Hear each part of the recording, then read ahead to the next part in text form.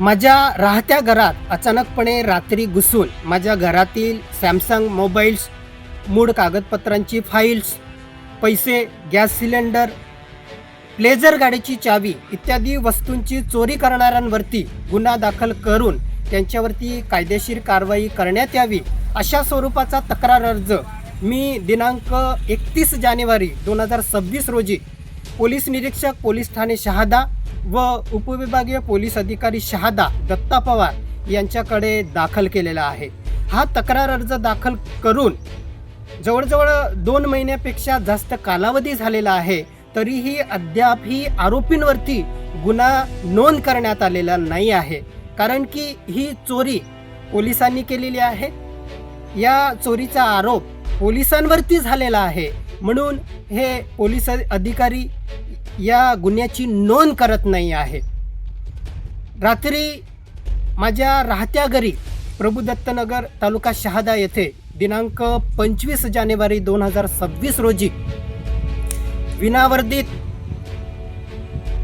तोंडाला मास्क लावून चोराच्या रूपामध्ये पोलीस ठाणे शहादा येथील सहाय्यक पोलीस निरीक्षक प्रवीण सोनवणे, घनश्याम सूर्यवंशी, दीपक चौधरी, युवराज पाटीलसह इतर पोलीस अचानकपणे घुसले आणि त्यांनी जबरदस्तीने माझ्या हातातला सॅमसंग मोबाईल हिसकावून घेतला आणि त्यानंतर इतर वस्तू त्यांनी उचलल्या आणि मला जबरदस्तीने ते गाडीत बसवून पोलीस ठाणे शहादा येथे घेऊन आले।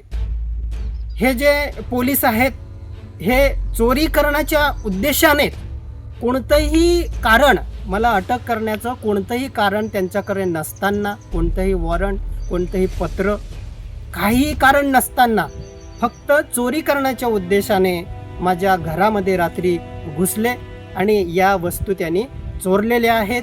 हे वरिष्ठ पोलीस अधिकाऱ्यांच्या इशाऱ्यावरती यांनी ही चोरी केलेली आहे। वरिष्ठ पोलीस अधिकाऱ्यांनीच माझ्या घरात या वस्तूंची चोरी करून मला व माझ्या परिवाराला कसा त्रास देता येईल या हेतूने ही यांनी चोरी केलेली आहे।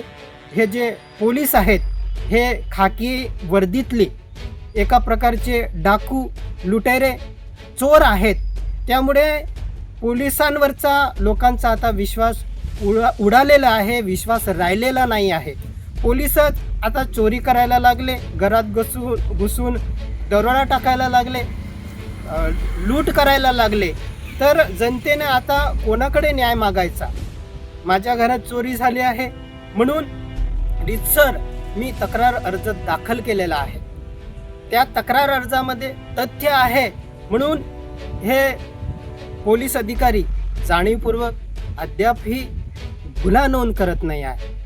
तरीही मी कायदेशीर हा तक्रार अर्ज दिलेला आहे आणि पुन्हा पोलीस अधीक्षक श्रवण दत्त यांच्याकडेही मी तक्रार अर्ज दाखल केलेला आहे आणि या चोरी करणाऱ्यांवरती कायदेशीर गुन्हा दाखल करून यांच्यावरती अटकेची कारवाई करावी अशी मी मागणी त्या तक्रार अर्जाद्वारे केलेली आहे।